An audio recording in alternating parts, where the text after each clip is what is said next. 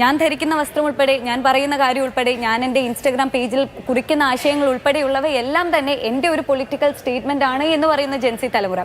അവരുടെ ഈ നമ്മൾ ഇത്രയും കാര്യങ്ങൾ സംസാരിച്ചു. എനിക്ക് ചോദിക്കാനുള്ള, അപ്പം നേരത്തെ സ്ഥാനാർത്ഥി പട്ടികയെ കുറിച്ച് ചോദിച്ചു. കുറച്ചുകൂടി യുവാക്കൾക്ക് പ്രാതിനിധ്യം വേണ്ടേ? മുന്നണി രാഷ്ട്രീയം വിട്ട് ഇപ്പം ഏത് ഇതാണെങ്കിലും കുറച്ചുകൂടി പ്രാതിനിധ്യം വേണ്ടേ? ഇപ്പം നേരത്തെ ഗോകുൽ സൂചിപ്പിച്ചു എങ്ങനെയാണ് നമ്മുടെ തൊട്ടടുത്ത സംസ്ഥാനങ്ങളിലൊക്കെ, തൊട്ടടുത്ത രാജ്യങ്ങളിലൊക്കെ ഈ വിദ്യാർത്ഥി പ്രക്ഷോഭങ്ങൾ അവിടെ അധികാര മാറ്റത്തിന് വരെ വഴിവെച്ചതെന്ന്. ആ രീതിയിൽ വിദ്യാർത്ഥികളിലേക്ക് അധികാരം വന്നാൽ അവർക്ക് ചെയ്യാൻ കഴിയും. അതിനുള്ള അവസരം കിട്ടാതെ പോകുന്നുണ്ടോ?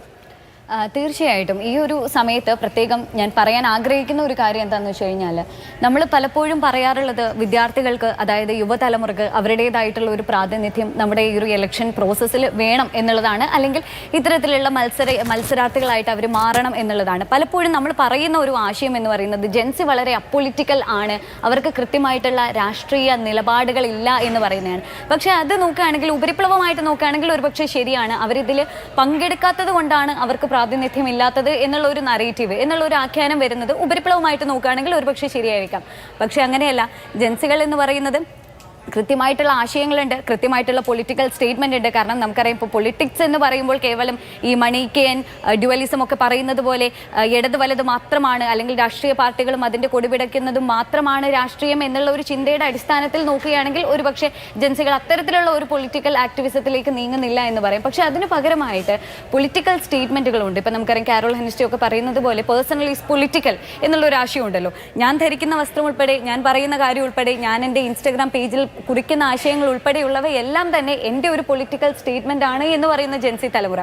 പക്ഷേ അവരെന്തുകൊണ്ട് പ്രാതിനിധ്യം ഇല്ല എന്ന് പറയുമ്പോൾ ഞാൻ മനസ്സിലാക്കുന്നിടത്തോളം ഒരു കാര്യം എന്താണെന്ന് വെച്ച് കഴിഞ്ഞാൽ, പലപ്പോഴും നമുക്ക് റിലേറ്റ് ചെയ്യാൻ പറ്റുന്നില്ല, നമ്മളുടെ നേതാക്കളുമായിട്ട് റിലേറ്റ് ചെയ്യാൻ പറ്റുന്നില്ല. ഒരുപക്ഷെ പ്രായം തമ്മിലൊരു ദൂരം ഉണ്ടായേക്കാം, അല്ലെങ്കിൽ നമ്മുടെ ഒരു ജനറേഷൻ ഗ്യാപ്പ് എന്നൊക്കെ പറയുന്ന രീതിയിൽ പ്രായം തമ്മിലൊരു ദൂരം ഉണ്ടാകും, അല്ലെങ്കിൽ പ്രത്യയ ശാസ്ത്രം തമ്മിലുള്ള ദൂരമുണ്ടാകും. എന്നിരുന്നാൽ പോലും എനിക്ക് റിലേറ്റ് ചെയ്യാൻ പറ്റുന്ന ഒരു നേതാവ് എൻ്റെ ജനപ്രതിനിധിയായി വരുന്നിടത്ത് എനിക്കും കൂടിയുള്ള ഒരു ഇടമാണ് എന്നൊരു തോന്നൽ വരും. കാരണം ഇതിൻ്റെ ചെറിയൊരു ഉദാഹരണം ഞാൻ പറയാം. നമുക്കറിയാം, ന്യൂയോർക്ക് മേയർ ഇലക്ഷൻ സമയത്ത് സോഹ്രാൻ മംദാനി അദ്ദേഹത്തെ സോഷ്യൽ മീഡിയ വളരെയധികം ആഘോഷിക്കുകയാണ് ചെയ്തത്. പോസ്റ്റുകൾ ഇടുന്നു, സാമൂഹ്യ മാധ്യമങ്ങളിൽ പോസ്റ്റുകൾ ഇടുന്നു, റീപോസ്റ്റ് ചെയ്യുന്നു.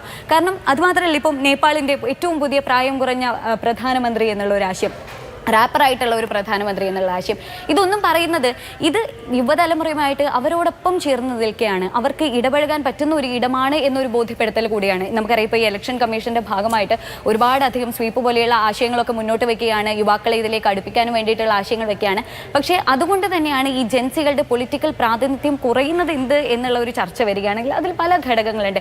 നേരത്തെ ഇപ്പം സൂചിപ്പിക്കേണ്ടായി, നമ്മുടെ സ്ഥലത്ത്, അതായത് നമ്മുടെ രാജ്യത്ത് നിന്ന് പലപ്പോഴും കുട്ടികൾ മറ്റു രാജ്യങ്ങളിലേക്ക് പോകാൻ ആഗ്രഹിക്കുന്നു. അപ്പം അവർ നിൽക്കാൻ ആഗ്രഹിക്കാത്ത ഒരു ഇടങ്ങളിൽ എന്തിനാണ് അവിടുത്തെ രാഷ്ട്രീയ ഇടപെടലുകൾ ഞാൻ നടത്തേണ്ടത് എന്നുള്ള ഒരു ചിന്തയൊക്കെ വരും. അപ്പം ഇതൊക്കെ ഞാൻ പറഞ്ഞു വയ്ക്കുന്നത്, പലപ്പോഴും എന്തുകൊണ്ട് യുവാക്കളുടെ ഒരു പ്രാതിനിധ്യം ഇല്ല എന്നുള്ള ഒരു ചോദ്യം വരുമ്പോൾ അവർക്ക് ഇതുപോലെയുള്ള ഇലക്ഷൻ പ്രോസസ്സിൽ പങ്കെടുക്കാൻ താല്പര്യമില്ല, അവർ അപ്പൊളിറ്റിക്കൽ ആണ് എന്നുള്ള ഒരു ന്യായവാദം ഇറക്കുന്നത് കൊണ്ട് മാത്രമാണ്. അപ്പോൾ അതല്ല എന്നാണ് ഞാൻ ഇവിടെ സൂചിപ്പിച്ചത്.